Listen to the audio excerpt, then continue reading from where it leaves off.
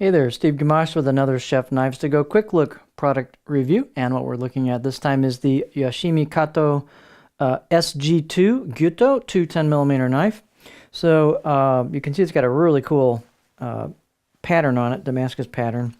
The construction on these is layered, so they've got a harder core steel of SG-2 powdered metallurgy full stainless steel. Very similar composition to R2. The heat treat's around 61, 62 Rockwell on that core steel. Could be even a little bit higher, but definitely probably close to 62. The construction is on either side of that harder core steel. You've got a multi-layered, probably alternating maybe nickel and stainless metal. So softer metal on either side that is stainless as well. And then you've got really cool pattern on that. And then you've got some etching to really bring out those layers of those different cladding metal layers. And so it's got a really smooth kind of gunmetal gray finish, but with the etching on it, the acid etching, and then you've got that really cool alternate finish. This is a striking knife. It's really cool. So let's take a look at the rest of it. So the weight on this thing is about 146 grams or 5.1 ounces. Edge length about 217. So it's 217 from the tip down to the chin. The back of the heel, 8.5 inches, about 365 millimeters or 14.4 inches overall. Thin blade, it's pretty much just 1.6 millimeters all the way across. Come on, camera. There we go. So just all the way across, pretty much the same thing. And then really not much taper, but it's pretty thin anyway to start with until you get to the grind. So this is the grind where these layers start popping through.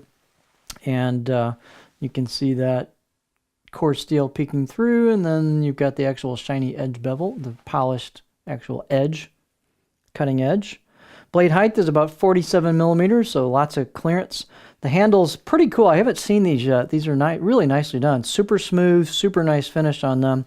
So this is octagonal. It is a cherry with a red packawood, which I haven't seen too many red packawood ones. You get some on the Masakage knives, but unusual in this configuration. Really cool, kind of unique look. So, as I said, the handle quality is excellent. It's just like dead smooth all the way across. Got a nice finish to it, a little bit of polish to it. Some nice wood grain. It really looks cool. Pretty tight handle install. Looks like it's sealed up really nicely. So, very well done. This knife has a lot of little finishing touches on it. So, they've polished the spine. They've polished the spine. It's rounded, it's polished. They've done the same thing back here with the choil, so it's rounded off and polished very nicely. Very comfortable out of the box. This was really sharp too. I'm going to say 6, 7 out of 10. Very, very sharp out of the box. It's really a stunning blade. On the left side of the blade as you'd be holding it, you do have some hand chiseled kanji on there. It's a little hard to pick up. That's probably the best I can do on that. Let's back this out a little, get our beauty shot. This is a really nice looking blade. And notice how the right side and left side look different. So you got kind of a little wavy pattern here on this side. And this one, a little bit of a wavy pattern too, but a little different style to it, you know, depending on how they ground it. So this is just pretty neat. Let's see, what else? It's pretty thin, so you do have a little bit of flex to it, as you might expect. Balance point. You've got he's got a signature kind of hooked, a little bit Masakage like here, but you can see you've got that kind of hook towards the back, this back sweep on the choil, and then a real nice smooth spot there for your finger. So this is fantastic for a pinch grip. Lots of room for your finger.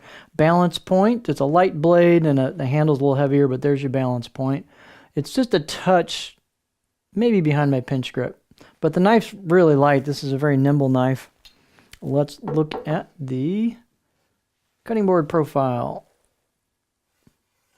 You can see not really too much flat. So we're going to roll all the way down into the back. It's a nice smooth profile, but it's definitely just kind of all belly. You've got a reasonable amount of belly towards the tip, so I can get up there with it. So this will rock beautifully. Push-pull cuts, not really a pure chopper, you know, glide cuts where you got some movement to it. But well-executed knife, well-made, straight. So really aesthetically just, really striking. So this will really get a lot of attention in the kitchen. And it's thin. It's going to be a really good performer too. It's thin at the edge, thin at the tip. So this is the Yoshimi Kato SG-2 Gyuto 210 millimeter knife.